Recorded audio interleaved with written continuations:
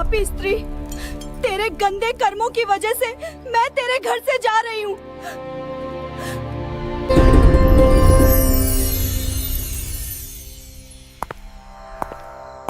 क्या आप जानते हैं, कुछ घर ऐसे होते हैं जहां मां लक्ष्मी कभी प्रवेश नहीं करती। हाँ, कुछ छोटी छोटी गलतियां ऐसी होती हैं जो लक्ष्मी जी को घर से दूर कर देती हैं, और जब वो घर छोड़ देती हैं तो वहां बसता है दुख, दर्द और दरिद्रता का साया।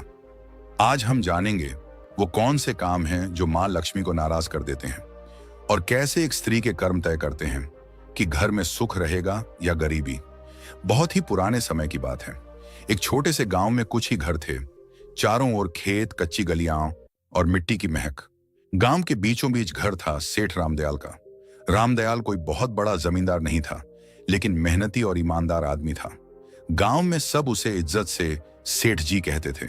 उसका अनाज का छोटा सा व्यापार था जो धीरे धीरे चल निकला था। सुबह सूरज निकलते ही वो काम पर निकल पड़ता, और शाम को थक कर घर लौटता तो उसकी पत्नी सुशीलाबाई उसे दरवाजे पर मुस्कान के साथ स्वागत करती। सुशीलाबाई बहुत ही शांत और संयमी स्त्री थी। चेहरे पर हमेशा सादगी झलकती थी। माथे पर छोटी सी बिंदी, साड़ी का पल्ला सिर पर। वो मानती थी कि घर की असली शोभा उसके सोने चांदी से नहीं, बल्कि सफाई और सच्चे मन से होती है। हर सुबह सूरज से पहले उठकर वो आंगन बुहारती, तुलसी पर जल चढ़ाती और फिर चूल्हे में फैला दिया जलाती। उसकी यही दिनचर्या थी, सादगी में भक्ति, भक्ति में अनुशासन। गांव की औरतें अक्सर कहती, सेठानी के घर में तो मां लक्ष्मी खुद रहती हैं। रामदयाल और सुशीलाबाई का एक ही बेटा था, अर्जुन। अभी बस 20 साल का नौजवान, लेकिन संस्कारों में पला बढ़ा। अर्जुन दिन भर पिता के काम में हाथ बंटाता और रात को मां के पास बैठकर उनकी बातें सुनता। वो मां से कहता, अम्मा, जब आप तुलसी के पास दिया जलाती हैं ना, लगता है घर में सचमुच देवी उतर आई हैं। सुशीलाबाई मुस्कुरा देती और कहती, बेटा, देवी तो हर उस घर में रहती हैं जहां सफाई और श्रद्धा होती है। बस उन्हें मानने वाला दिल चाहिए। समय बीतता गया। घर में सब ठीक चल रहा था, लेकिन किस्मत के खेल अजीब होते हैं। एक दिन सुशीलाबाई को हल्का सा बुखार आया। उन्होंने सोचा 2 दिन में उतर जाएगा, लेकिन वो बुखार दिन ब दिन बढ़ता गया। पहले थकान, फिर कमजोरी, और धीरे धीरे हालत ऐसी कि वो रसोई तक नहीं जा पाई। रामदयाल ने गांव के वैद्य को बुलाया। वैद्य जी ने नाड़ी देखी, कुछ जड़ी बूटियां दी, लेकिन असर नहीं हुआ। दिन पर दिन सुशीलाबाई की तबीयत बिगड़ती चली गई।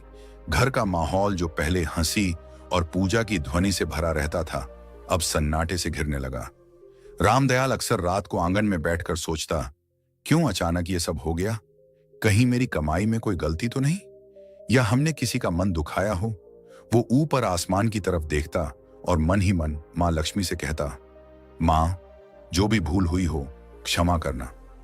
लेकिन जवाब में बस हवा की धीमी सरसराहट सुनाई देती। अर्जुन हर पल मां के पास रहता, उनके लिए काढ़ा बनाता, सिर दबाता, और धीरे धीरे ये समझने लगा कि घर की नींव मां ही होती है। सुशीलाबाई के बीमार पड़ते ही घर का सारा क्रम बदल गया था। जो रसोई हमेशा चमकती थी, अब वैसी नहीं रही। सफाई में ढिलाई आने लगी। पूजा भी कभी होती, कभी नहीं। धीरे धीरे वो पवित्रता जो घर की पहचान थी, जैसे फीकी पड़ गई। एक रात जब सेठ अपनी पत्नी के सिरहाने बैठा था, उसने कहा, सुशीला, मैं सोच रहा हूं अब अर्जुन की शादी कर दूं। सुशीलाबाई ने धीरे से आंखें खोली। इतनी जल्दी? अभी तो वो बच्चा है। रामदयाल ने कहा, अब वो बच्चा नहीं रहा, घर को संभालने वाला समय आ गया है, और मैं चाहता हूं कि जब तक तुम हो, नई बहू को अपने हाथों से देख लो। ये कहते कहते उसकी आवाज भारी हो गई। सुशीलाबाई ने कुछ पल सोचा, फिर बोली, अगर तुम्हें लगता है कि यही सही है तो कर दो। अगले ही दिन उसने तय कर लिया कि वो अपने बेटे के लिए एक सच्चरित्र और संस्कारी लड़की ढूंढेगा, जो घर को फिर से वैसे ही सजा दे जैसे उसकी पत्नी ने किया था। गांव में खबर फैल गई कि सेठ रामदयाल अपने बेटे अर्जुन के लिए बहू ढूंढ रहे हैं। चौपालों पर बैठे बुजुर्ग हों या कुएं पर बातें करती औरतें, सबके बीच यही बात घूम रही थी। कोई कहता, सेठ जी को बड़ी खानदान की बहू चाहिए होगी, तो कोई जवाब देता, नहीं, वो तो सादगी और संस्कारों वाले घर की लड़की ही पसंद करेंगे। धीरे धीरे यह बात पूरे इलाके में फैल गई। हर कोई जानता था कि सेठ रामदयाल अपने बेटे की गृहस्थी बसाने की तैयारी कर रहे हैं। रिश्तों की चर्चा शुरू हुई तो आसपास के गांवों से लोग सुझाव देने आने लगे। हर कोई अपने घर की बेटी की तारीफ करता। सेठ सबकी बातें सुनता, लेकिन हर बार उसके मन में एक ही बात घूमती, सौंदर्य या अमीरी से घर नहीं चलता, घर तो संस्कारों और संयम से बनता है। उसी दौरान उसका पुराना परिचित गोविंद जी मिलने आया। उसने कहा, सेठ जी, मेरे रिश्तेदार के घर एक लड़की है, नाम राधा, सीधी सादी, घर संभालने वाली और बड़ों का आदर करने वाली। मुझे लगता है वो आपके घर के लायक हैं। सेठ ने कहा, अच्छा, मैं जाकर देख आता हूं। अगले दिन सुबह वह अकेले ही निकल पड़ा। पहले के जमाने में पिता ही जाकर लड़की देखा करते थे। दोपहर तक सेठ उस गांव पहुंचा जहां राधा का घर था। घर सादा था, आंगन साफ और वातावरण में सादगी थी। राधा के पिता ने आदर से स्वागत किया। बातचीत के दौरान राधा पानी लेकर आई, सिर झुकाए, शांत और संस्कारी। सेठ ने मन ही मन कहा, यही है वो लड़की जिसमें घर बसाने की समझ है। उसी दिन सेठ ने वहीं पर रिश्ता पक्का कर दिया और कहा, अब वहीं सही, लड़की वहीं अच्छी जो घर को अपनाए। सेठ ने सिर हिलाया। मन को सुकून मिला है, लगता है अब घर फिर से बस जाएगा। कुछ ही दिनों में रिश्ता तय हो गया। शुभ मुहूर्त निकला और दोनों घरों में खुशी की लहर दौड़ गई। समय बीता और शादी का दिन आ गया। सादगी से मगर पूरे रीति रिवाजों के साथ विवाह हुआ। राधा अब सेठ रामदयाल के घर की बहू बन चुकी थी। शादी को कुछ हफ्ते बीत चुके थे। घर में नई रौनक थी, सब कुछ जैसे फिर से जीवंत हो उठा था। राधा सुबह जल्दी उठती, आंगन में जल छिड़कती, तुलसी को प्रणाम करती और रसोई में मां अन्नपूर्णा का भोग तैयार करती। सुशीला बाई के चेहरे पर सुकून था। उन्हें लगता था जैसे घर में मां लक्ष्मी खुद आकर बस गई हूं। लेकिन जैसे जैसे दिन बीते, राधा की आदतें बदलने लगीं। वो अब सुबह देर तक सोने लगी और कुछ ही दिनों में आंगन की सफाई का समय बदल गया। पहले सूर्योदय से पहले झाड़ू की आवाज आती थी, अब सूरज ऊंचा चढ़ आता था, तब भी आंगन में बिखरे पत्ते वैसे ही पड़े रहते। एक सुबह सुशीला बाई तुलसी पर जल चढ़ाने निकली तो देखा कि झाड़ू कोने में पड़ी है और राधा अभी तक नहीं उठी। वे कमरे में गईं और धीरे से बोली, बेटी, अब तो सूरज आंगन तक आ गया, उठ जा, घर की रौनक सुबह की सफाई से शुरू होती है। राधा ने उनींदी आंखें खोली और बोली, मां जी, आज बहुत नींद आ रही थी, बस थोड़ा और सोने दीजिए। सुशीला बाई ने कहा, बेटी, देर तक सोने से मन में सुस्ती आती है और जब मन सुस्त हो जाए तो लक्ष्मी जी भी घर का रास्ता भूल जाती है। सुबह की हवा और सूरज की किरणें घर की बरकत होती हैं, इन्हें यूं मत खो। राधा ने हल्की मुस्कान दी, मां जी, मैं कल से ध्यान रखूंगी। लेकिन अगले दिन वही हुआ। सूरज निकला, आंगन में सन्नाटा रहा और तुलसी की मिट्टी सूखी पड़ी थी। कुछ दिनों बाद एक और बात हुई। राधा झाड़ू लगा रही थी, तभी झाड़ू गलती से उसके पैर से लग गई। सुशीला बाई ने देखते ही आवाज लगाई, राधा बेटी, झाड़ू को पैर मत लगाना, ये मां लक्ष्मी का प्रतीक होती है। राधा ने हंसते हुए कहा, अरे मां जी, ये तो बस झाड़ू है, गलती से लग गया, अब इसमें क्या अपशकुन। सुशीला बाई ने झाड़ू उठाकर दीवार के पास रखते हुए बोला, बेटी, यही तो गलती है। जब इंसान छोटी बातों को हल्के में लेता है तब बड़ी बरकतें उससे रूठ जाती हैं। झाड़ू सिर्फ सफाई का औजार नहीं, ये लक्ष्मी जी का आशीर्वाद है जो गंदगी दूर करती है। राधा ने हल्के स्वर में कहा, मां जी, आप भी ना हर चीज को पूजा बना देती हैं। सुशीला बाई मुस्कुराई, मगर आंखों में चिंता उतर आई। धीरे धीरे राधा का ध्यान घर की सफाई और रसोई से हटने लगा। एक रात वह खाना बनाकर थक गई और झूठे बर्तन चूल्हे के पास ही छोड़कर सोने चली गई। आधी रात को जब सुशीला बाई पानी पीने उठी तो देखा कि रसोई में झूठे बर्तनों का ढेर लगा है। सुबह उन्होंने राधा से कहा, बेटी, रसोई मां अन्नपूर्णा का घर है, वहां गंदगी छोड़ना ठीक नहीं, रात की गंदगी से नकारात्मकता पनपती है। राधा ने कहा, मां जी, आप तो बस चिंता करती रहती हैं, मैं साफ कर दूंगी ना अभी। सुशीला बाई ने गहरी सांस लेकर कहा, बेटी, जो काम शाम का हो उसे सुबह तक टालना बरकत को टालना है। साफ रसोई से ही सुख का आरंभ होता है। राधा ने कुछ नहीं कहा, पर उसके चेहरे पर थकान और अनिच्छा साफ झलक रही थी। शाम का समय था, सूरज ढल चुका था और घर में दिया जलाने का वक्त था। तभी राधा ने झाड़ू उठाई और आंगन बुहारने लगी। सुशीला बाई ने तुरंत आवाज लगाई, राधा, शाम को झाड़ू नहीं लगाते बेटा। इस वक्त मां लक्ष्मी घर में प्रवेश करती हैं। राधा ने बिना रुके कहा, मां जी, जब दिन में वक्त नहीं मिलता तो शाम को ही सफाई करनी पड़ती है, इससे क्या फर्क पड़ता है? सुशीला बाई दरवाजे पर खड़ी होकर बोली, फर्क पड़ता है बेटी। शाम को झाड़ू लगाने से लक्ष्मी जी का आशीर्वाद बाहर निकल जाता है। बरकत सिर्फ कमाई से नहीं आती, आदतों से आती है। राधा ने झाड़ू एक ओर रख दी और बोली, मां जी, मैं आपकी इज्जत करती हूं, पर अब जमाना बदल गया है, लोग ये सब बातें नहीं मानते। सुशीला बाई ने शांत स्वर में कहा, बेटी, जमाना बदल सकता है, लेकिन घर की नींव नहीं। जो परंपरा से जुड़ा रहे वही स्थिर रहता है। कुछ दिन बाद एक और घटना हुई। राधा ने खाना खत्म होने के बाद झूठे बर्तन चूल्हे के ऊपर रख दिए। जब सुशीला बाई ने देखा तो बोली, बेटी, चूल्हा मां अन्नपूर्णा का आसन है, वहां झूठे बर्तन नहीं रखे जाते। राधा ने बिना ऊपर देखे कहा, मां जी, मैं बस जगह की कमी से रख दिए थे, बाद में धो दूंगी। सुशीला बाई ने कहा, रसोई में पवित्रता सबसे जरूरी है। अगर चूल्हे पर गंदगी होगी तो लक्ष्मी जी की कृपा भी घट जाएगी। राधा ने मुस्कुराते हुए कहा, मां जी, हर चीज में देवी ढूंढना बंद कीजिए। खाना तो मैंने बना ही दिया ना, अब थोड़ी देर में सब साफ हो जाएगा। सुशीला बाई ने कोई जवाब नहीं दिया। उनके चेहरे पर निराशा थी, मगर मन में अब भी उम्मीद थी कि शायद एक दिन राधा इन बातों का अर्थ समझ लेगी। धीरे धीरे घर का माहौल बदलने लगा। पहले जहां सुबह पूजा की घंटी बजती थी, अब सन्नाटा रहता था। तुलसी के पास मिट्टी सूख गई थी, दीपक बुझा रहता था। सुशीला बाई अब भी हर सुबह तुलसी के सामने खड़ी होकर कहती, हे मां, इस घर पर अपनी कृपा बनाए रखना, मेरी बहू को सही समझ देना। लेकिन जैसे घर की रोशनी धीरे धीरे कम होती जा रही थी, सेठ रामदयाल अब चिंतित रहने लगा था। उसे लगता घर में कोई अदृश्य भारीपन फैल गया है। एक दिन उसने सुशीला बाई से कहा, लगता है मां लक्ष्मी रूठ गई हैं। सुशीला बाई ने चुपचाप सिर झुका लिया। उन्हें पता था ये सब राधा की लापरवाह आदतों का नतीजा है, पर वो अभी भी उसे डांटना नहीं चाहती थी। उनका विश्वास था कि प्यार से समझाने पर राधा बदल जाएगी। समय बीतता गया और घर की रौनक धीरे धीरे जैसे मिट्टी में मिलने लगी। पहले जहां सुबह तुलसी के पास दिया जलता था, अब वहां धूल जमने लगी थी। राधा अब ज्यादातर उदास या व्यस्त रहती। सफाई आधी अधूरी, पूजा कभी कभी, और घर में अब वो अपनापन नहीं था जो पहले हर कोने में झलकता था। सेठ रामदयाल ने सबसे पहले बदलाव अपने व्यापार में महसूस किया। पहले जो सौदे फायदेमंद रहते, अब घाटे में जाने लगे। गोदाम में अनाज में कीड़े लग गए, कुछ सौदे अटक गए और पुराने ग्राहक धीरे धीरे दूर होने लगे।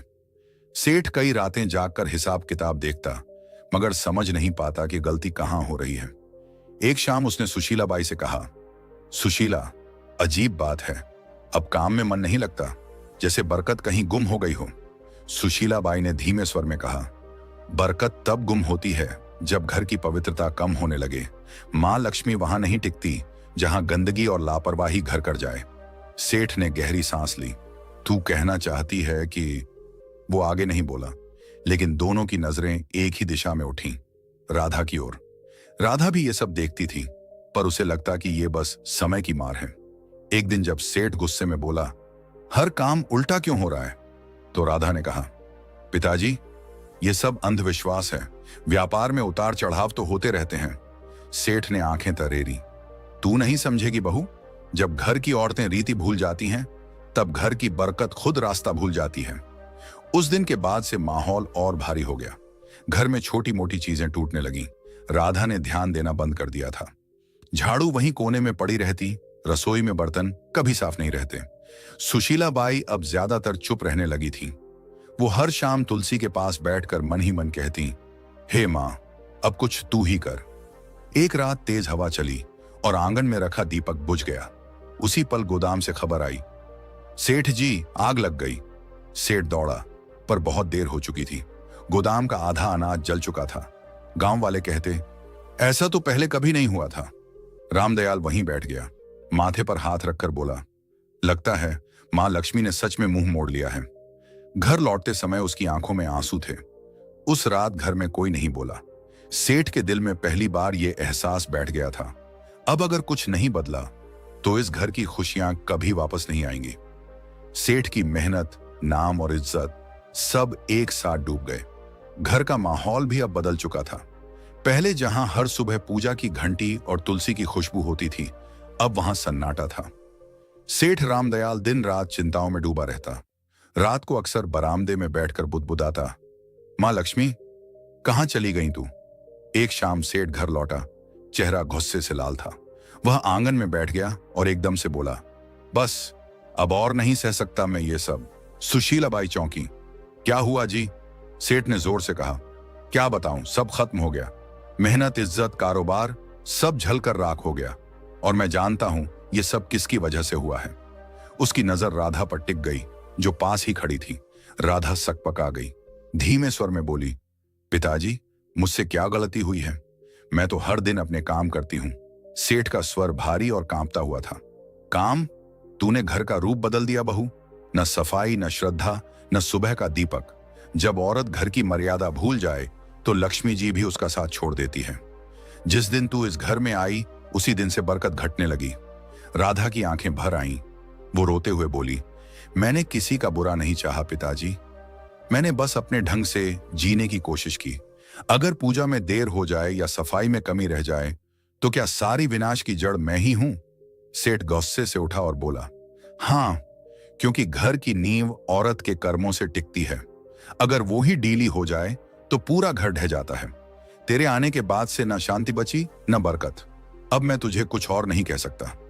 बस इतना कि इस घर से जा, राधा, जा और अपने कर्मों पर खुद विचार कर। राधा स्तब्ध रह गई।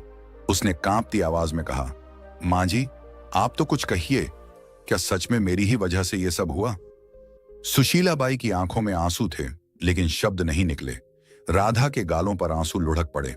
सेठ ने कड़क स्वर में कहा, अब इस दहलीज को पार मत करना जब तक मन और घर दोनों पवित्र ना हो जाएं। राधा ने बिना कुछ बोले सिर झुकाया। उसने धीरे से दहलीज पार की। वही दहलीज जहां से कुछ महीने पहले उसने पहली बार कदम रखा था। और राधा बिना कुछ कहे, बिना किसी सामान के, आंसुओं से भीगी साड़ी में उस घर से निकल गई। कदम भारी थे, लेकिन मन में एक संकल्प जल रहा था।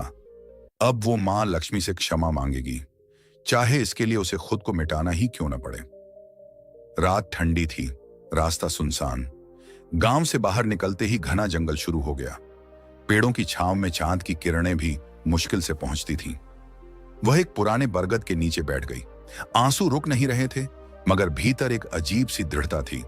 उसने हाथ जोड़कर कहा, मां, जब तक आप दर्शन नहीं देंगी, मैं ना अन्न ग्रहण करूंगी ना जल। रात बीती, दिन निकला। भूख ने शरीर तोड़ दिया, पर उसका मन और मजबूत होता गया। तीसरे दिन जब सूरज ढलने को आया तो चारों ओर अचानक हल्की रोशनी फैलने लगी। राधा ने आंखें खोली। सामने सुनहरी आभा थी और उस आभा से निकला एक दिव्य स्वर, राधा। वह कांपते हुए उठी। मां लक्ष्मी, क्या सच में आप मेरे सामने हैं? मां लक्ष्मी मुस्कुराई। उनका चेहरा प्रकाश से भरा था। हां बेटी, मैं आई हूं। तेरा आह्वान सच्चा था। तेरी पश्चाताप ने मुझे यहां खींच लाया। पर बता, तू दुखी क्यों है? राधा जमीन पर झुक गई। आंसुओं से भरे स्वर में बोली, मां, मुझसे बहुत गलती हुई। मैंने आपकी परंपराओं को अनदेखा किया, सासू जी की बातों को पुरानी मान्यता समझा, और अब मेरे कारण सब नष्ट हो गया। कृपा कर बताइए मां, आखिर मैंने कौन कौन सी भूल की? मां लक्ष्मी का स्वर मधुर था लेकिन गंभीर। बेटी सुन, जब कोई स्त्री इन गलतियों को करती है, तब मैं स्वयं उस घर से दूर चली जाती हूं। फिर उन्होंने अपनी उजली हथेली उठाई और एक एक करके बताया। पहली गलती, उन्होंने कहा, जब कोई स्त्री झाड़ू को पैर से लगाती है तो वह मां लक्ष्मी का अपमान करती है, क्योंकि झाड़ू ही स्वच्छता और समृद्धि का प्रतीक है। दूसरी गलती, जब झूठे बर्तन चूल्हे पर रखे जाते हैं तो अन्न की देवी मां अन्नपूर्णा नाराज होती हैं।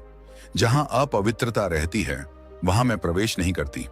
तीसरी गलती, जब दहलीज पर बैठकर भोजन किया जाता है तो वह स्थान जो स्वागत और आशीर्वाद का होता है अशुद्ध हो जाता है। मैं दहलीज से लौट जाती हूँ। चौथी गलती, जब शाम के समय झाड़ू लगाया जाता है तो वो मेरे आगमन के समय मुझको ही घर से बाहर निकाल देता है। पांचवी गलती, जब स्त्रियां देर तक सोती हैं और सूरज के निकलने के बाद भी घर बंद रहता है तो आलस्य के कारण घर की ऊर्जा नष्ट होती है। मैं ऐसे घरों में नहीं ठहरती। छठी गलती, जब आंगन की सफाई नहीं होती तो वहां नकारात्मकता फैलती है और मैं वहीं से लौट जाती हूं जहां गंदगी देखती हूं। 7वीं गलती, जब झूठे बर्तन रात भर रसोई में पड़े रहते हैं तो वो अंधकार को बुलाते हैं और मैं ऐसे घरों से विदा ले लेती हूं। 8वीं गलती, जब किसी के सामने दरवाजे को पैर या थोक से ठोका जाता है तो वो घर की मर्यादा को चोट पहुंचाता है। मैं वहां टिक नहीं सकती जहां आदर न हो। 9वीं गलती, जब घर में झगड़ा और कटुता रहती है तो मेरा स्वरूप जो शांति है वहां टिक नहीं सकता। 10वीं गलती, और जब स्त्रियां अपनी पूजा, सफाई और संयम को हल्के में लेती हैं तो वो खुद अपने हाथों से सुख के द्वार बंद कर देती हैं। मां लक्ष्मी की आवाज धीमी हुई, याद रखो बेटी, मैं हमेशा वहीं बसती हूं जहां स्वच्छता, श्रद्धा और सच्चा मन होता है। ये रीति नहीं, जीवन का संतुलन है। राधा की आंखों से आंसू रुक नहीं रहे थे। उसने कांपते हुए कहा, मां, अब समझ गई, घर की रौनक सजावट से नहीं, आदर और पवित्रता से आती है। मां लक्ष्मी मुस्कुराई, तूने गलती मानी है, अब तेरा घर फिर उजलेगा। जा बेटी, अपने ससुराल लौट जा, तेरे लौटते ही बरकत भी लौटेगी। इतना कहकर देवी का रूप धीरे धीरे प्रकाश में विलीन हो गया। राधा वहीं झुकी रही, हाथ जोड़कर बोली, मां, मैं आपका वचन निभाऊंगी, अब इस जन्म में फिर कोई ऐसी भूल नहीं करूंगी। फिर उसने सिर उठाया, आंसुओं में मुस्कान थी और कदम गांव की ओर बढ़ा दिए। जैसे ही उसने दहलीज पार की, सुशीला बाई दौड़कर आई और आंसुओं के साथ बोली, राधा, तू लौट आई। राधा ने कहा, मां जी, मैंने सब समझ लिया है। मां लक्ष्मी घर में तभी बसती हैं जब सफाई, पूजा और श्रद्धा साथ हों। उसी दिन से घर में फिर रौनक लौट आई, व्यापार संभल गया और पूरे गांव में चर्चा होने लगी। सेठ जी के घर में मां लक्ष्मी फिर से बस गई। दोस्तों, याद रखिए, जो स्त्रियां घर में गंदगी रखती हैं, देर तक सोती हैं, रसोई में झूठे बर्तन छोड़ती हैं, शाम को झाड़ू लगाती हैं, दहलीज पर बैठती हैं या सफाई को हल्के में लेती हैं, उस घर में कभी मां लक्ष्मी प्रवेश नहीं करती। ऐसे घरों में सुख नहीं टिकता, बल्कि दरिद्रता और दुख का वास बन जाता है। मां लक्ष्मी उन्हीं घरों में निवास करती हैं जहां स्वच्छता, सच्चाई और श्रद्धा हो। तो बहनों और भाइयों, अगर आप चाहते हैं कि आपके घर में मां लक्ष्मी की कृपा सदा बनी रहे, तो इन 10 गलतियों को आज से ही छोड़ दीजिए और अपने घर को पवित्र रखिए। अगर आपको मां लक्ष्मी और राधा की यह कहानी अच्छी लगी हो तो इस वीडियो को लाइक करें, अपने सभी दोस्तों और परिवार वालों के साथ शेयर करें और ऐसे ही आध्यात्मिक और प्रेरणादायक